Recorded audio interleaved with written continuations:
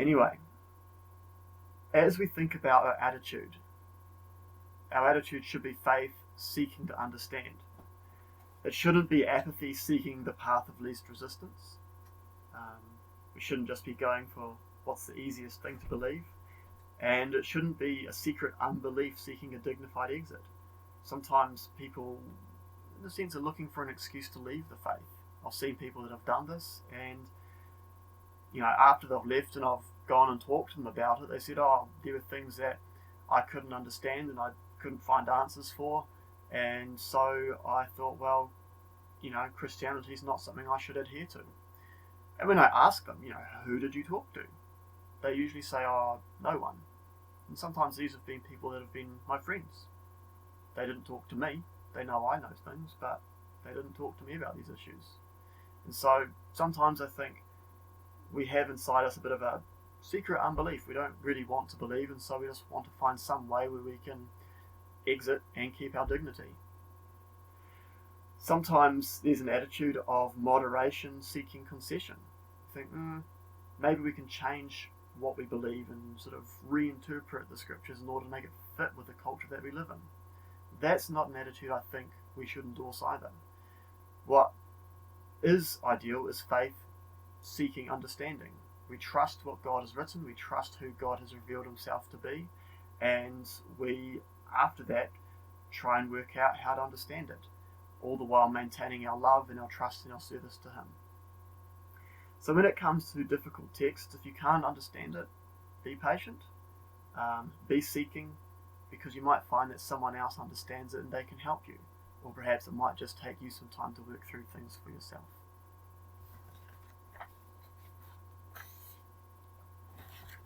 So, the second thing, being prepared or knowing how to respond. I've got 4 things I'm going to share that might be helpful. Not all of these things are going to be helpful in all situations, but these are the kinds of things that I think will help us be prepared for difficult texts, or at least know what to do after we meet them. If it is a text that has been presented to you by someone, like someone's brought this to you and said, "Ha!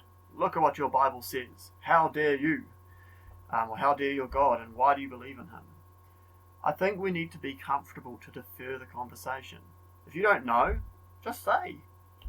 But tell them, "I'm sure there are people who do, and I can go and I can find some answers." And if you give them that kind of response, it will mean that you've set up the opportunity so you can talk to the people about it later and have a proper conversation when you've got a few facts about things. And it shows that even if you don't have answers, there are answers, and you can't just throw rocks and think you can get away with it. People should know that Christians have got serious thinkers. We have, since earliest times. Sometimes Christians take a little while to catch up and we're behind the 8 ball on what the critiques of Christianity are in culture, but there are people who work on these things, and so we should be confident to go and say, let's hold up a little bit and I'll find some answers. I'll find a response to that rock you've just thrown at my faith.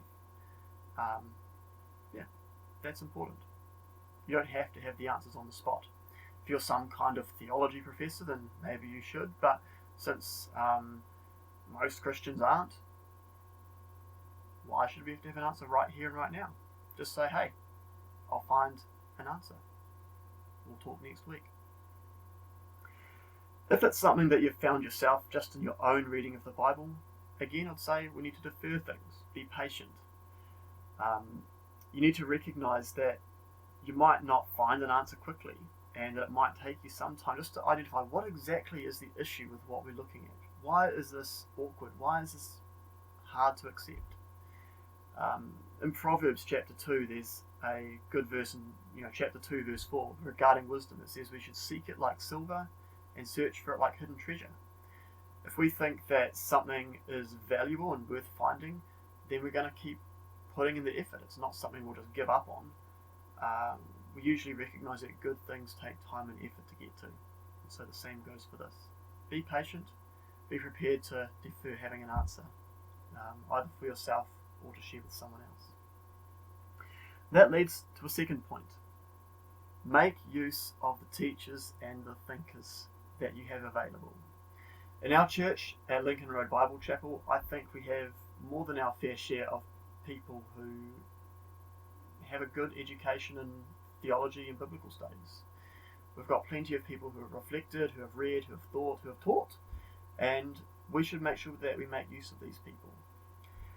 We should ask them questions about the tricky stuff, because they might have thought about it before, they might have done some reading about it. They might know where to find the answers or how to work through the problem. And so these people are resources. We should make use of them. During my time as a youth pastor, I found that a lot of my education, a lot of my reading came in really handy sometimes. There's one time that really stood out to me as far as being able to help young people with difficult questions, difficult things in the Bible.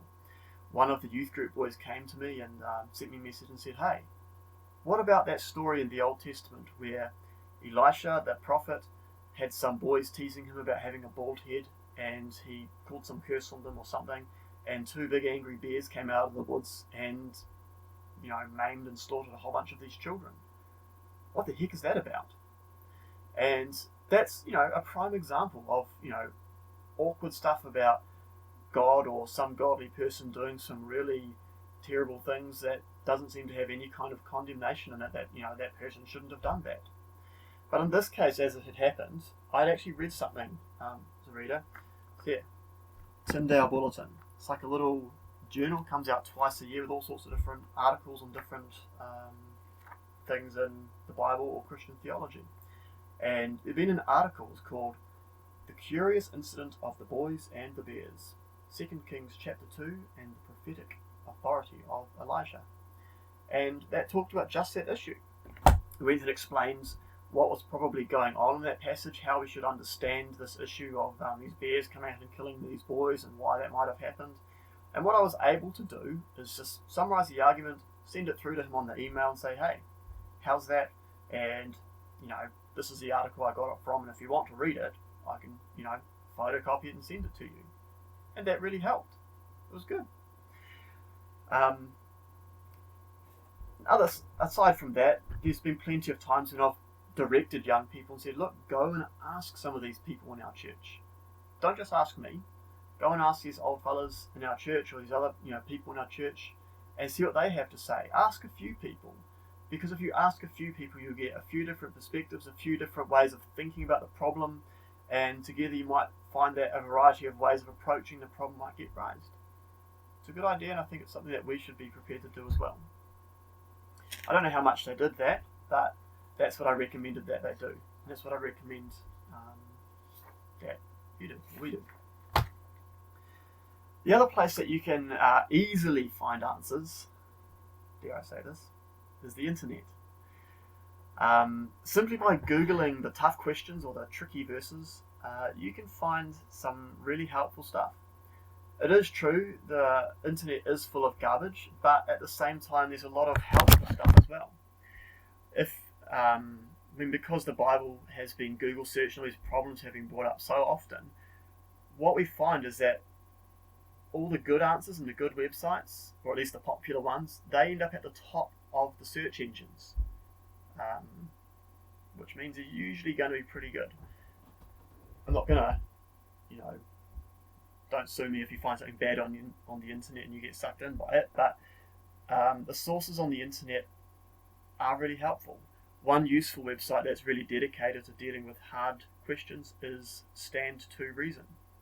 If you look that up, you'll find that with heaps of helpful resources. But there's plenty of others as well. So, the sources on the internet are often more helpful than commentaries on the Bible because they are focused on answering the hard questions in a way that commentaries aren't really aiming to do. But the people that have put together these websites have done the research and processed the important information in a way that's going to be helpful for responding to the difficult text. So again, I'm not saying the internet's going to be infallible or anything like that, but it's easy to use, easy to find stuff, and it's useful. And it's targeted towards the actual issues and the actual responses that people are making to stuff in the Bible.